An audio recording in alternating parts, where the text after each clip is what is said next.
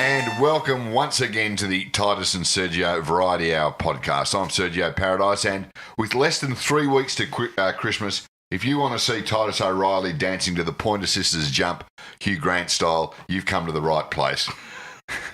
Is that a reference to... Love Actually.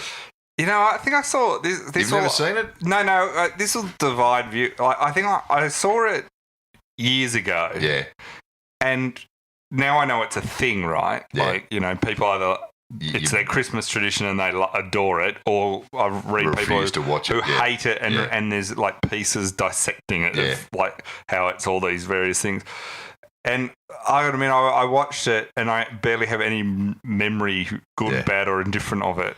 I watched it again last week. It was on last week. Oh, yeah. What camp do you fall into? Well, you're a romantic, so I know where you fall. I actually think there's one storyline in there I think is terrible and they should excise it from the entire movie. Yeah. But which one's that? That's the young English guy who goes to America and pulls 4 chicks at a bar. Oh, yeah, I do remember that, yeah. But everything else... What about the PM who sleeps with his secretary? Oh, well, that's just reflecting the news of the day, really. but I actually think it's a beautifully written and directed romantic comedy Christmas thing. And so I'm sort of... this may surprise a few people, but I'm on the side of Love Actually. Really? Well, you're a true romantic. That's why. I am. Well, I'm more a When Harry Met Sally guy myself. No, not Ghost. Ghost. Actually, my favourite Christmas movie is Die Hard.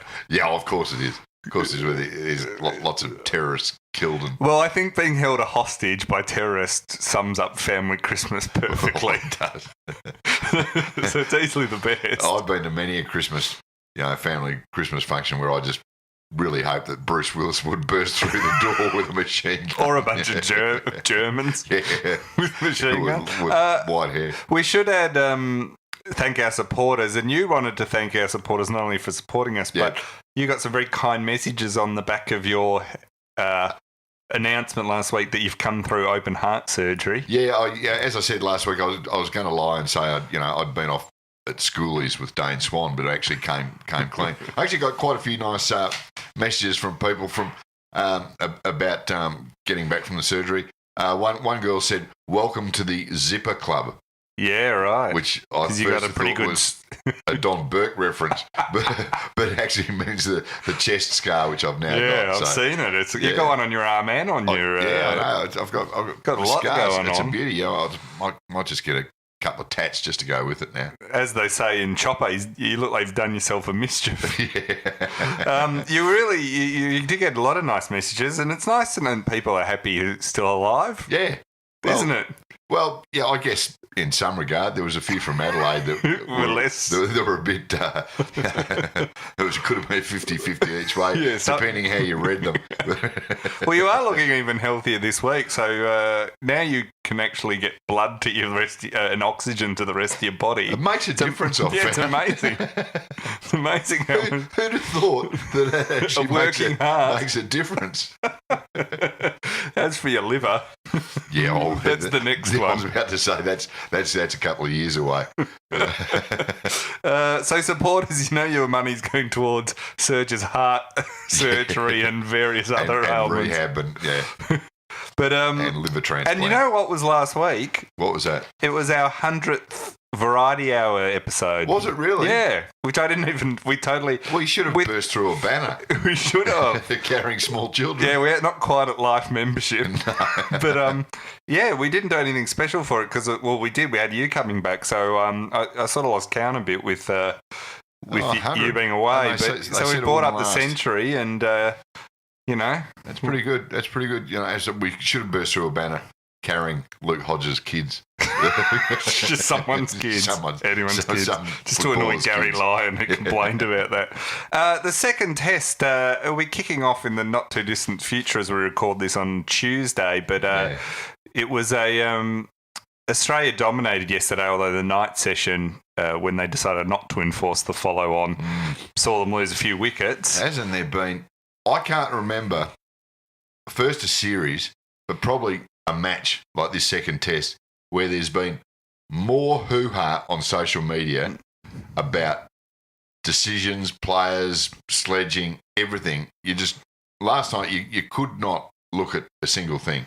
Yeah, without people complaining. What about the not enforcing the follow-on? Not enforcing the follow-on. 2 days before it was, Joe Root, But see, Steve Smith's decision not to enforce the follow-on, you could at least make an argument why that was sensible. You kind of go, well, it gives his bowlers a rest. That they're almost at a point, they don't need to score 400. They just need to score probably another 100 runs. And it's probably already out of England. And then they give themselves almost a day and a half and 2 nights. That's exactly right. So I don't think he's even that worried that they've lost wickets quickly, because they could almost retire now and probably still get England out. So, when Joe Root's decision, and we've got quite a few questions that came in about this, was just baffling on all levels. It was.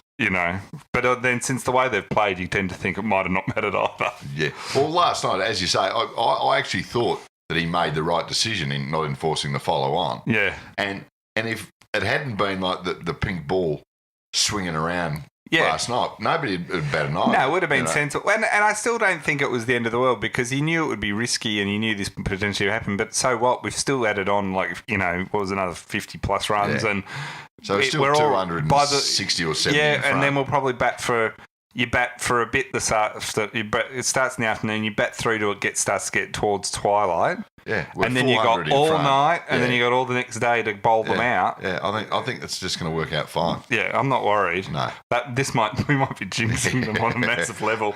We got a lot of questions on the test, and they're high quality questions this week. Daniel Bryant wrote in: "Are the Australian selectors that good, or are England just that bad?" And I thought this with Shaun Marsh. Yeah. You and I are big supporters of Shaun Marsh. I've never doubted Shaun Marsh. Some people have said that I've bagged him, but I challenge anyone to go back and find 200 tweets where I've bagged him. And anything less than that is... Yeah, I was going to say 200, that's your levelling point. The thing about Shaun Marsh is he's always had the talent. People have argued, or the potential, but the problem was he was never performing. He has done it now, and it is great, but he's 34. Yeah. It's not like... forever. It's not like, it's toward the end, like one century does not a career make. Correct. So it's still, the criticism... The jury's still out a bit. Well, I mean... What about Mitch Marsh? Why hasn't he been rushed back in? He will now. Yeah, he will. I'll tell you what, Daniel... And Neville and Tim Payne, he's been that's what I'm saying. Daniel Bryant's question, forgetting the fact that England are that bad, the Australian selectors, how much flack did they cop a couple of weeks ago for their squad? Lots. With Tim Payne, Shaun Marsh, Glenn Maxwell. They still deserve it. Yeah, but they've been proven but correct for the first time in decades, I reckon. Yeah, but that's the thing. Like, you throw enough darts at a dartboard, you're eventually going to hit once. It's like asking, 50 women in a nightclub for a dance. Well, you could. One of them will eventually say yes. Well, not in my experience. But when I look at it, I don't want to... Well, we bag when they do a bad job, but that doesn't mean we can't bag them when they do a good job either. That's their role. Everyone has to play a role for the green and... I am wondering how much of this is England, though, because the way they're bowling... I mean, last night with the pink ball, they did all right, but the day before was just... it was atrocious. Day, when Joe Root goes, we're going to have a bowl... Why? Are they going to come... They'll come in steaming, and their first... I reckon 15 overs were shocking. They were just short nothing. And wide and hopeless. Nick Info wrote in, why did Joe Root win the toss and bowl? Simple question. Simple question, straight to the heart of it. You don't need to ask us that, Nick. Ask Joe Root. Because I reckon he's probably asking himself. He hasn't performed that bad either. No, he's been our best player by a mile. And he keeps going this way. Gavin Halley wrote in, what were you more prepared for, Melbourne Superstorm or Joe Root's decision to bowl? Well, I've got to say that Joe Root's decision to bowl... I wasn't prepared for that. No, that took me completely by surprise. And Melbourne Superstorm, talking of beat-ups, I got a call Saturday afternoon from a mate in Sydney, and he goes, isn't it Armageddon down there right now? And I said, well, it is if you define Armageddon as light drizzle. Yeah, we're under some pretty light drizzle. I can't really see the rapture coming in over Werribee anytime soon, but, It was Armageddon. So I was completely prepared for the superstorm, which never happened. Yeah, it was a terrible superstorm. No one was happy about it.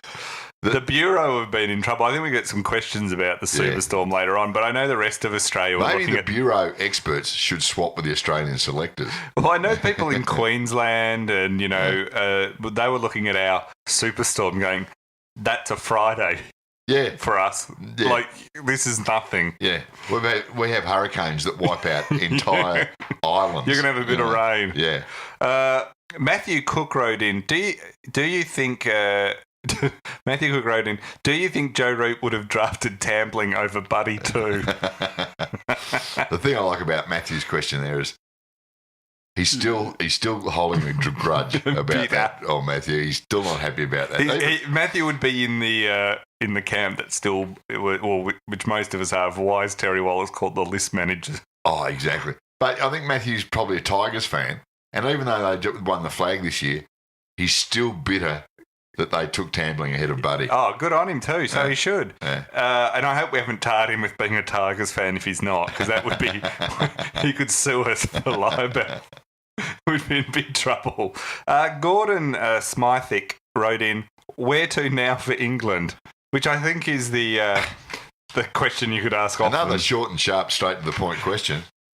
That's just a... Where to now for England? Well, next time they should send out a cricket team. Yeah. But what is next? Or get Kevin Peterson back? Yeah. It's just... Joe Stokes.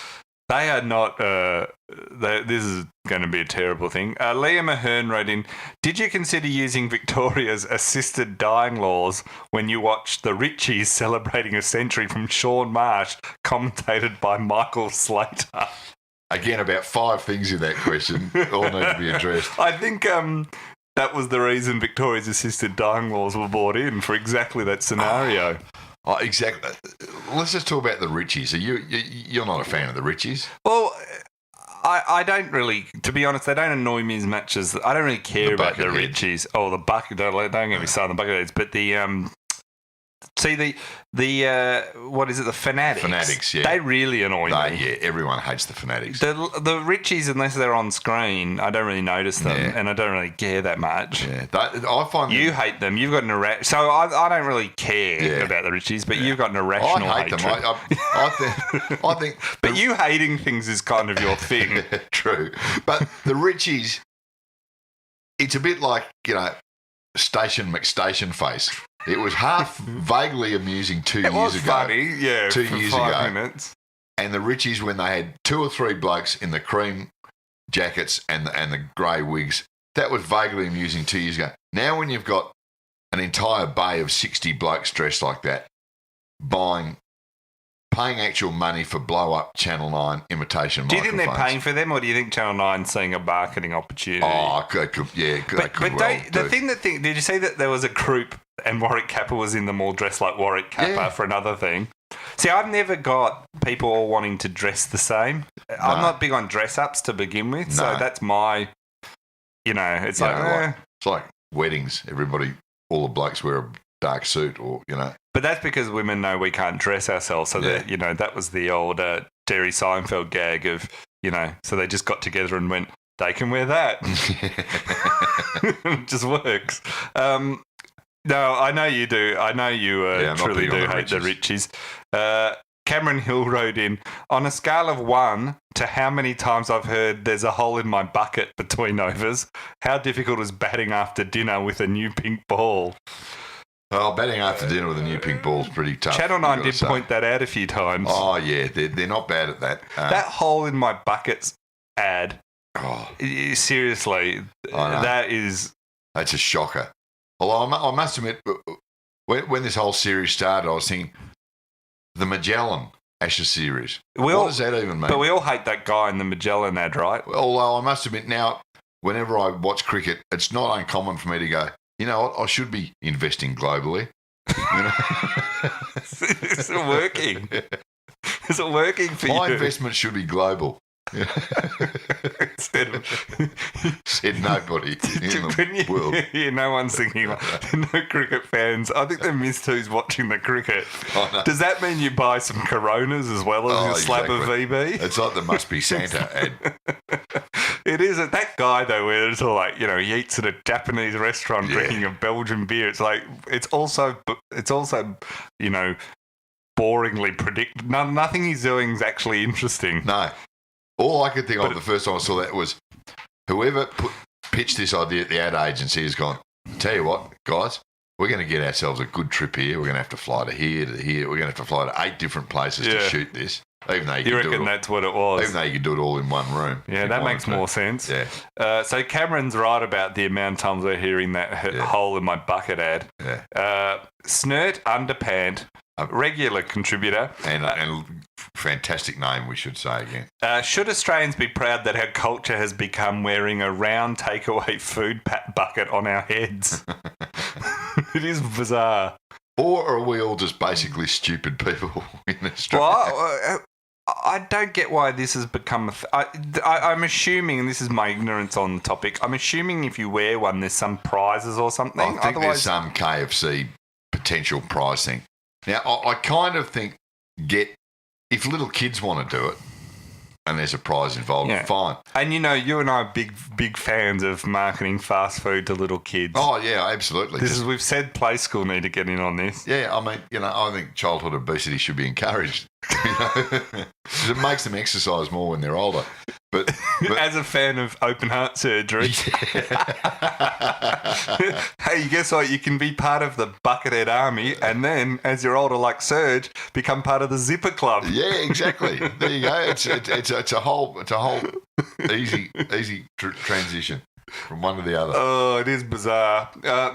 Marie Watson wrote in, when the hell did it become socially acceptable to wear a hat advertising light beer at the cricket or indeed anywhere? I don't understand this country anymore. Now, this is regards to the Goldies. It's the 4X, but it's the Gold 4X, which is mid-strength beer. I mean, who drinks 4X anyway? I know, but mid-strength 4X. Mid-strength like, 4X. You know what? When you drink, I'll tell you when you drink mid-strength 4X, right? When? You've been drinking all night, and you've seen the sun come up. It's 6 a.m. after, and you look into the esky, and the ice is all melted, just that cold water, you know. And you look in the only thing left, and then you go, all right, I have one, because you just don't want to call it into the night. No. That's the only time it's acceptable to drink it. And then they're all marketing it. Like, have you seen? This is where I realise I'm not wired like everyone, right? Yeah. The thing about the cricket advertising that makes me feel weird is all this focus on like blokes and their mates. Yeah. Like, mates are the most overrated thing in history. Well, see, I reckon the thing with mates, I don't know if they're possibly the most overrated thing in history. but That's the bombs weather warnings. Yeah. But if you've got mates or there's a group of mates, you don't need to point it out all the time. Oh, but this is the thing. It's like they'll go, get your mates together. It's like, oh, God. Blokes only get together anyway if there's a reason. Yeah. And so, like, no bloke ever rings another bloke and goes, we haven't had a coffee for a while. Yeah. But they'll ring to go, when you're in your 20s, you get together because you want to all go out drinking in the hope of meeting women. Yeah. Like, that's the only reason, because you want to appear like that you've got friends, so you don't appear like a psychopath. Yeah. That's the only thing. Then as you get older, you only do it if you play golf together or you watch sport together. You have to have an activity you're actually doing. A golf weekend or something. Yeah, because otherwise most blokes, once they've got a girlfriend or a wife that they're very happy with, which, you know, they just want to stay at home. They don't want to leave the house. That's true. Although I have found with blokes' golf weekends, they're great on paper, but after the first round, you don't want to see them ever again. You think, there's no way There's a reason I don't hang out 4 days a week with you two blokes for the next 3 days. Not a chance. So I say overrated, and all the advertising's like, get your mates together more to wear mid-strength beer hats. Whether it's a Kentucky Fried bucket on your head or a grey wig or a and what is it with dress up and headwear? Yeah, headwear. I mean, just wait. The Big Bash League will be starting in a few weeks. And they're just as bad for this sort of thing. No wonder all the women I know are frustrated with the men out there and the quality. And in fact, there's not only a man drought, but all the blokes are hanging around with their mates wearing yellow, weird headwear or dressing the same as Richies. Yeah, or Warwick Kappa and drinking 4X mid-strength. There is a crisis in masculinity in this country, I have to say. When was the last time somebody said to their wife or girlfriend, "Do you want to go to the cricket?"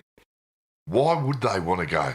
Yeah. Why would any a lot of women like the cricket. Yeah, but they don't necessarily want to go to the match because you're going to get seated next to the Richies or the Fanatics or you don't want that. That's not a women thing. That's just a sane person thing. Yeah, the other thing is what I always thought about Australia that I liked is we're not joiners. Like we look at the Americans who all and we just roll our eyes. Like Australians, I like that we're a little bit lazy. Like it's a bit of an effort, so we just go, oh, that sounds like a lot of like you got to go and get a bone jacket from the Salvation Army and a grey wig. Most people I know would just go, I think. Can't be bothered. I will just go. Don't worry about it. That's the Australian way. That's what's disappointing about these groups now. That these rogue groups. See, apathy used to be a badge of honour. Yeah, like in this country, we're not meant to be patriots. We're not meant to love this country. We do, but we don't. We never would say it. No, we just roll our eyes about it. That's what we're meant to be. That went on for tangent. Well, thanks, Marie, for that question. Sam Pryor wrote in, what do you enjoy more? Mark Taylor saying, "Oh, that's an edge," or the Channel 9 camera team crossing to the sunset every second over? I do. There must be. They love a sunset. There must be one of the camera guys there. Well, I don't know if it's camera 1 or 2 or 3 or whatever. Yeah. Who has the best view of the sunset? And whenever there's not much happening, the director will just go, "Hey, Dave, give us the sunset again." Yeah. Can you get a bit of the top of the grandstand? The cameraman saying to the producer, "Guys, you got to get another shot in of this sunset. It's beautiful. Yeah, it's magnificent tonight." I reckon they just drop in. They love it. They don't even do it live. They just drop in stock photos, I reckon, of the Adelaide from sunset. National Geographic. Adelaide always too with the sunsets. I know it's a day-night test, but just with the footy too. Adelaide, they always have the. That's true. They love it. They love a sunset in Adelaide. I just made up that that's a new thing I'm going to say. Hanging out at the Rundle Mall. There's nothing better than hanging out at the Rundle Mall. That's not true. Or maybe going down to Glenelg and checking out the sunset.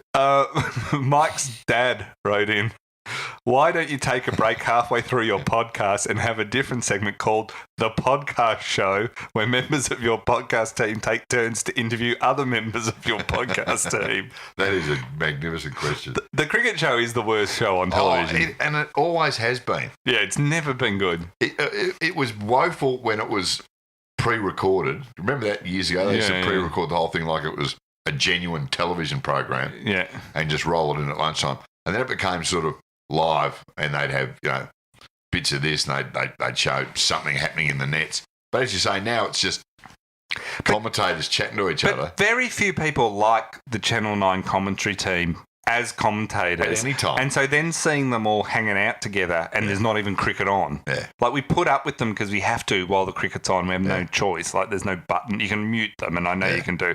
But the idea that we then also want to see them hang around with each other and chat when there's not cricket on. No. Just it's madness on every level. It just makes no sense whatsoever. I mean, listening to Slats and Tubby and Warney and it's like the equivalent chatting about that tour of Bangladesh. You get a filling if you got a cavity. You don't get a filling just for the fun of it, which is what the cricket show is equivalent of. Dread Pirate Roberts wrote in, "Is Kevin Peterson being the best commentator on the Channel 9 team the equivalent of me being the best abstract painter in my family?" It's a very low bar. It's a very low bar. And when you're the best abstract painter in your family, somebody in there is going to go, "I could have done that." Hello, modern art fans out there. It's a big Kevin Peterson, yeah. Also, Kevin Peterson, who's dressing Kevin Peterson? What's with his shoes? Not someone colourblind. Because he'll have like a navy jacket, tan pants, and then like blue shoe, like green shoes or something. It's just And he got caught in the first day with the dodgy shoes, and now he's like making a point of it. I reckon. I've never before wished that we didn't have colour television. Now the other thing, while Adelaide's putting on amazing sunsets, yes, as well as great cricket, in Delhi they had air pollution this week stop a game. That was unbelievable. This. Did you watch any of it? Did you see the footage? I saw the footage. So a lot of the Sri Lankans came back on wearing anti-pollution masks on their face because it was so bad. Yeah. And some of them were leaving the game because the smog was so bad, and it's been happening a lot in Delhi at the moment. They were vomiting from it. But in typical Indian cricket fashion, I think it was the coach of the Indian team had a go at the Sri Lankans going, I don't know what they're complaining about. Kohli could bat for 2 days without walking off. Yeah. But the Sri Lankans, they, of course, had to field for 2 days. Yeah. And the pollution was just that bad. I mean, well, this is how bad it was. Apparently, Delhi's air pollution so bad, it's 15 times the World Health Organization's recommended toxicity maximum. So literally, it's almost like it's carcinogenic. Yeah. So I can understand why. I mean, cricket's a sport they stop if the light's not very good. Yeah, or a bit of drizzle. So I can understand why they weren't happy. Kohli, though, in smashed 243. He's 2 double centuries back to back. But having to bowl when it's this smog the whole time, and he actually ended up declaring because needed to. So good luck wearing the face masks. Could you imagine if the Australians were touring over there? What would happen? Would Steve Smith just not bat? He'd just walk off with his... Well, being the Australians, we wouldn't have even mentioned it. Well, we would have been told what to do by the Indians, so we just would have done it, Yeah, the players would have said they don't want to play, and James Sutherland would have told them to play. Yeah, you're getting out there, boys. There's millions of dollars here at stake. Yeah, those OLEDs aren't going to pay for themselves. Yeah, you're the ones who wanted all the money for grassroots cricket. Do you think this summer we're missing the David Warner ads? He's not back for any of them, really. Is he? He's in the there's an Adidas one or something he's in, but he's... I think the TV ones, I don't think we're missing him at all, to be honest. I'm missing him not scoring runs. Yeah. Because outside of that, he doesn't have a lot to offer. Well, exactly, unless he's putting sixes over the boundary every second ball. You're not interested? No. Now, did you know the Rugby League World Cup has finished? Were you following this? I can answer this quite honestly. I watched a bit of the final the other night. Yeah, I watched a bit of it too. I watched all that, but that and the cricket on at the same time. Yeah, I watched most of the second half. And look, the Rugby League World Cup, does anybody honestly care? Well, I thought the Rugby League World Cup was...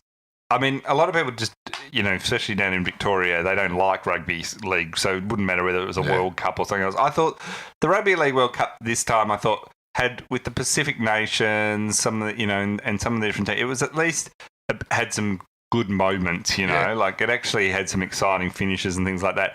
But to have it went on for 6 weeks, to have a 6 week tournament, to tell you at the end that Australia are the best rugby league side in the world. You probably could have worked that out beforehand. Yeah, it was a bit so, and then the final, a 6-0 thing, it was tough and hard and it was close and all that, but it wasn't really like exciting. No. It was a pretty tough, brutal game, I'll give you that. Oh, it was. Like, look, I think I said this the other week. If you just went straight to it's no different from Tri-Nations or, really you just need in rugby league. They just don't have a big international thing. I mean, they're a step up on, AFL trying to have international rules. Yeah, it'd be a bit like having the AFL World Cup. Yeah, it's only it's a bit better than that, but not much because England. That one, Yeah. You think we could win it? I reckon would be a chance there. So that was it. So it was both Australia won in the men's, and then the Gillaroos also beat New Zealand 23-16 as well. So I didn't even know we had a women's rugby league team. Didn't you? No, the Gillaroos. I mean, they go at it pretty. I didn't see a lot of their game, but tell you what, they go at it pretty hard. Well, there's talk of whether there'll be an NRL women's comp next year. There's some talk about that, so that could happen. Staying with rugby league, Jarryd Hayne, yours and my favourite sportsman. What's he done now? He we wouldn't know. So he came. He went over to the San Francisco 49ers for his dream. Fizzer. It was a fizzer as much as, you know. He played a few games, but he certainly didn't take the world by storm. That's right. Not that you would have known that by listening to the Australian media, who made out like he'd won the Super Bowl and was MVP. And the Heisman Trophy. He then came back and said he wanted to pursue his dream of playing for Fiji in the Sevens, which is a very specific dream. Didn't the coach just say, well, then the coach Jarryd, that ain't going to happen. That ain't going to happen. You're not, you know. So that didn't work out for him. So then he eventually signed a very big Fijian. Probably would have helped. He is Fijian. I know he's got a bit of Fijian in him. So. Yeah. He then decided that he wanted to. What's his next dream? Then he went to the Gold Coast Titans on a lot of money. Yeah. Now, when he was there, it was $1.2 million per season. That's good money for the NRL. Very good money. Now, the headlines he generated, he didn't perform well, and then his headlines while he was there were all terrible. He was seen, and there were a lot of stories about this, about him being very lazy when it came to training. Yeah. So he wasn't in good form at all. He's also been caught partying quite a lot and hanging out with bikies. Yeah. Which is... Well, that'll happen to you on the Gold Coast, you know. Which is funny because he often talks about how religious he is and God, but then his friends are all bikies.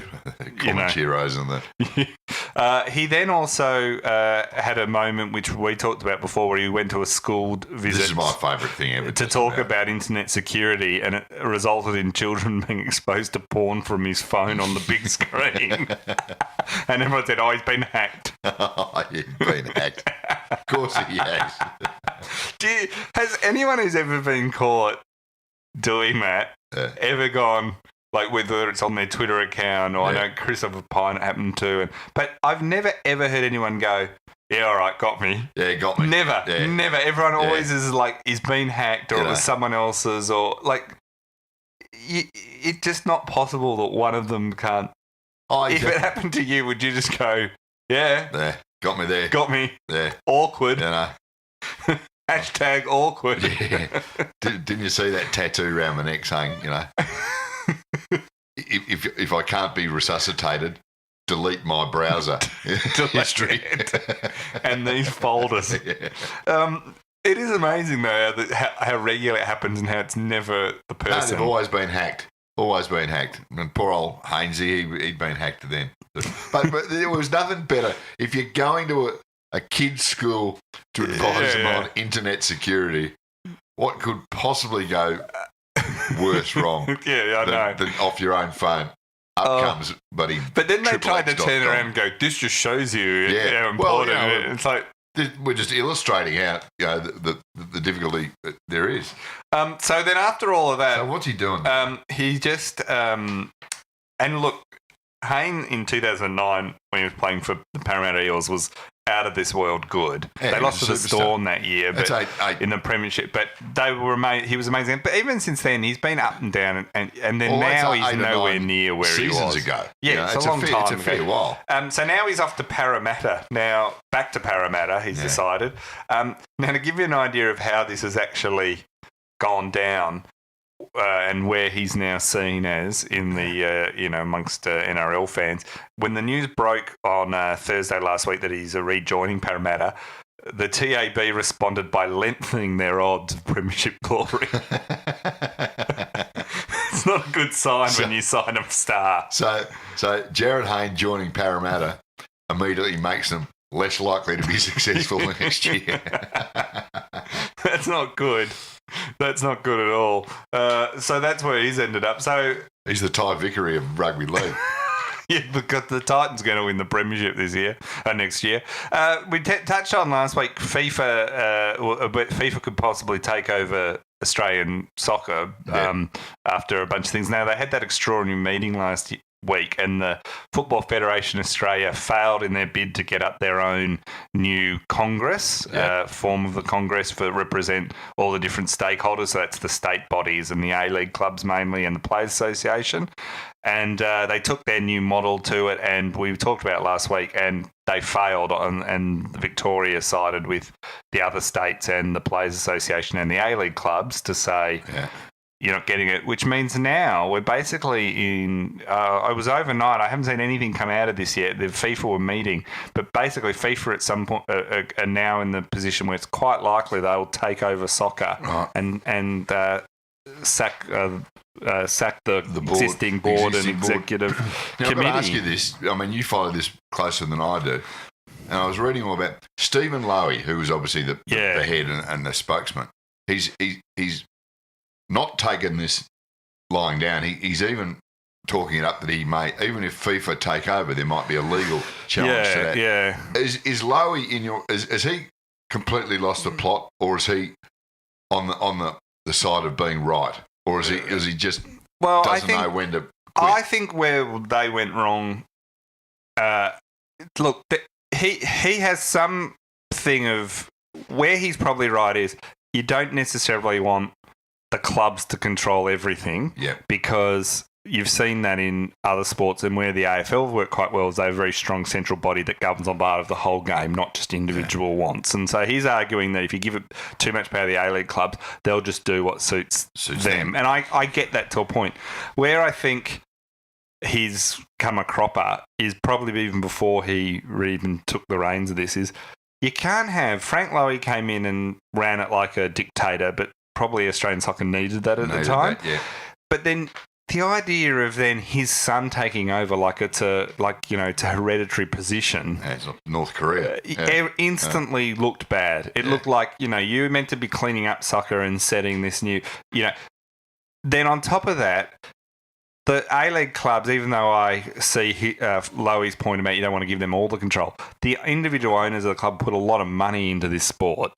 A lot. And the people and the state bodies who run it on the grassroots do a lot of work on this sport. So you've got to give them some say greater than they've had. Now it's gotten to the point it was too late. If he'd moved earlier, they also haven't done a good job of promoting the A-League and keeping it going and the W League and all these various things. So he's let this disenfranchised movement grow to the point where it's too late now. Decisions that were going to be made were put off for too long. And then a lot of things they did, like losing Ange as coach and shutting down the AIS and not putting the money back into grassroots or any sort of elite program. They have not.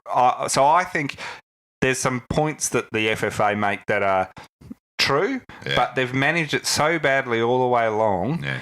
That they've left the door open for, and therefore the other side are not wrong in a lot of their complaints too. So, it seems to me that there's not a sport more than soccer in this country that probably needs a central commission like the AFL have to run the entire thing. But they've got that will never, ever happen. But where the AFL have always done a great job, and people is they've always... And it's partly to do with them, and partly they have run things well. But at the same time, I think it's quite easier to run a competition like the AFL, where you're just regularly getting, huge injections of broadcast dollars. Yeah. You can make a lot, like the money goes around very nicely. You can make a lot of people and they're not individually owned. Right. Like if everyone's doing well, people don't vote out of government if everyone's feeling like they're going pretty well. Yeah. But they do, so in boom times, people send to... So I think that's part of what's happening here is there's not a lot of money in football and people are pouring money in and not getting much back. And, it's at a I don't think... It is at an interesting point whether FIFA come in and decide to run it for a bit. So hopefully by, I don't know, this time next week, we might actually know who... Well, FIFA might be running us, which, might be running as you said last week, how bad a shape you in if FIFA are seen as a clean alternative? Exactly. It's like a group of chickens asking the wolf to come in to run things.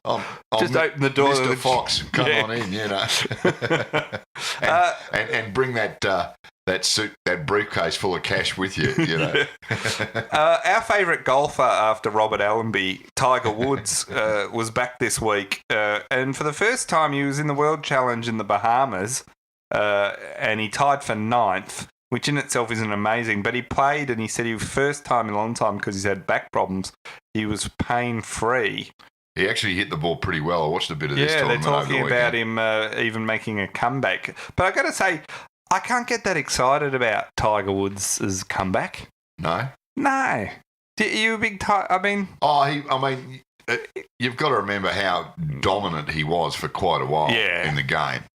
And golf is one of those sports where you can be dominant for a certain length of time. But he's a rubbish person, right? Oh, he's a shocking piece of work as a bloke. But in golf, you can...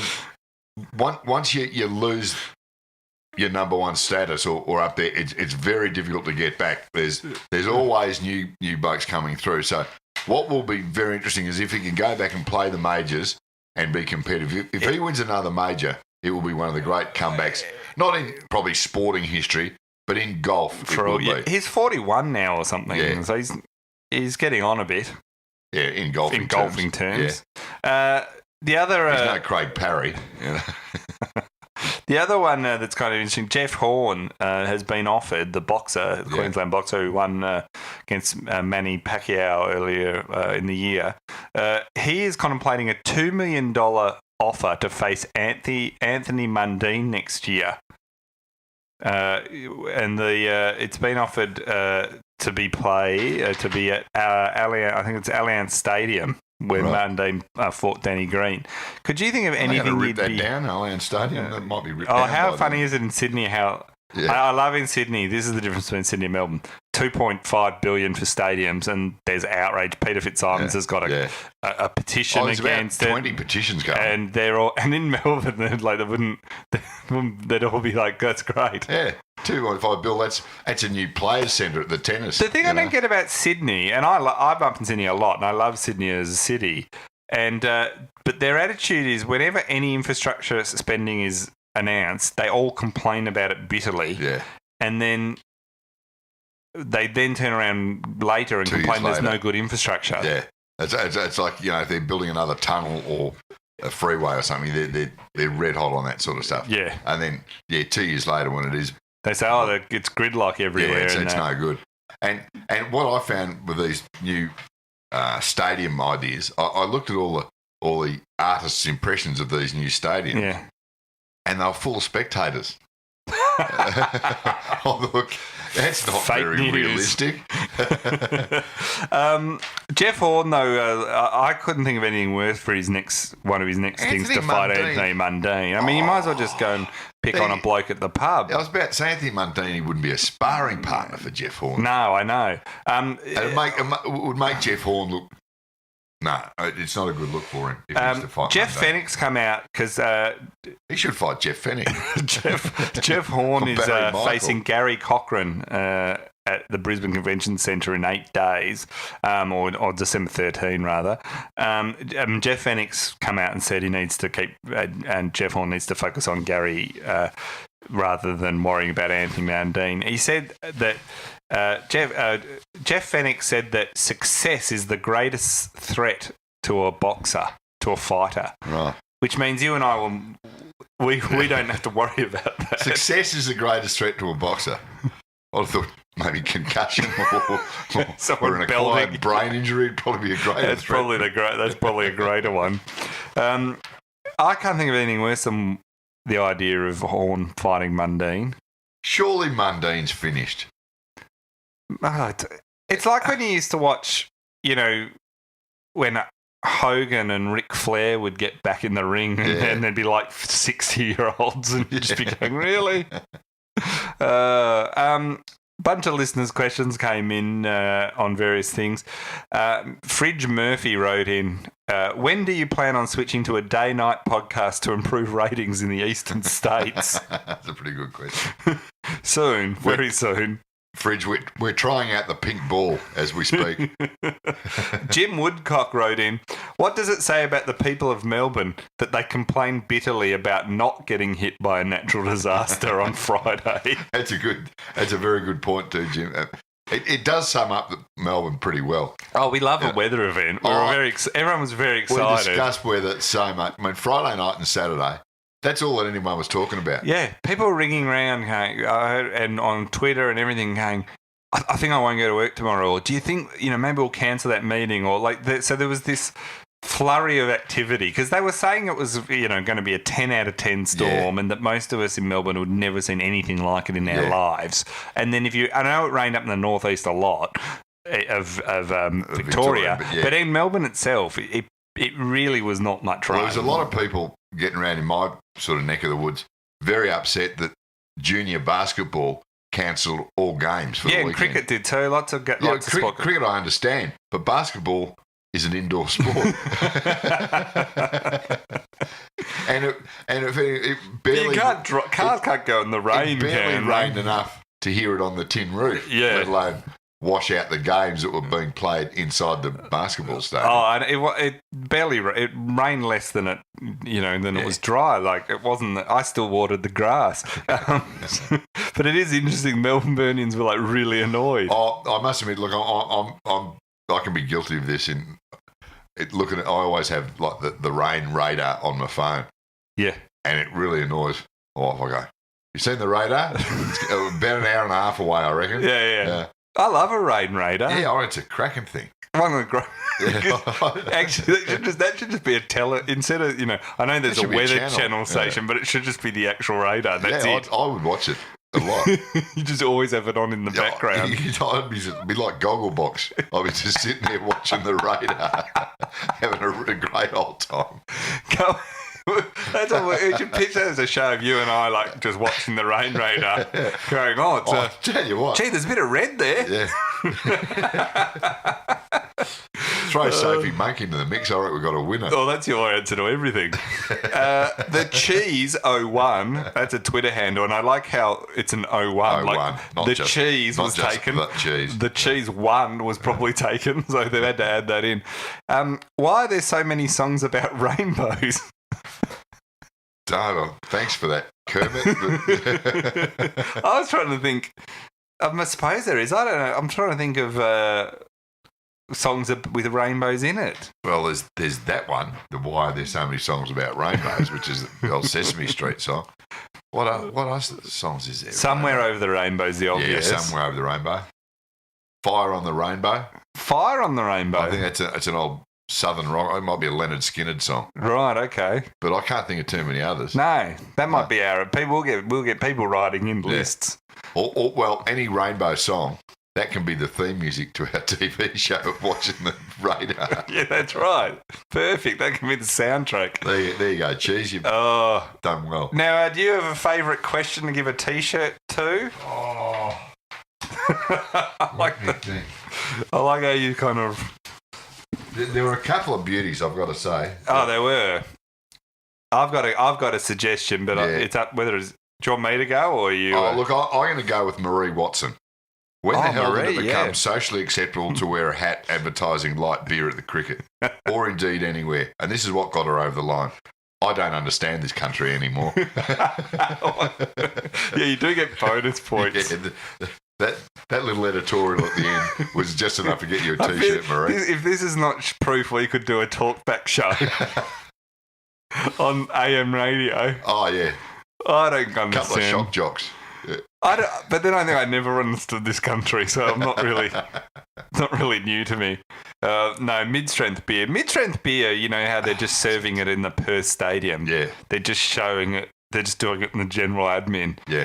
And they only the people who got corporate hospitality or box get full strength, which I think is the same in a lot of stadiums. I'm pretty sure it is like that in most bits and stuff. And the MCC members, you can get full strength beer, but you can't take it back to your seat because they serve it in glass.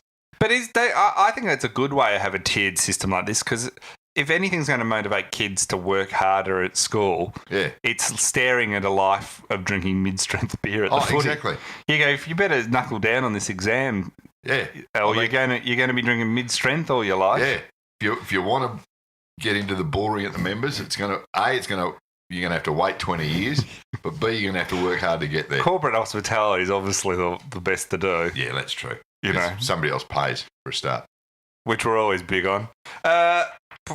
Last probably chance, if you're listening, if you want to get a Christmas present, my book is on sale. A thoroughly unhelpful history of Australian sport on my website. If you purchase it from my website, not only will I sign it, but you also get a for free, you get thrown in a Merry Boxing Day Test Eve Christmas card that Christmas you can. cards are rippers, trust me. So that sorts out your whole Christmas present for someone. Yeah, you've got both. And you know what I have enjoyed in selling them through the website? What's that? I see the orders, and a bunch of people, you can tell, have just gone, this is what I'm getting everyone for Christmas. Like, I don't have to put any thought into anything. Like, one guy bought 8 the other day. Yeah, a few people have done it. Quite a few by, like...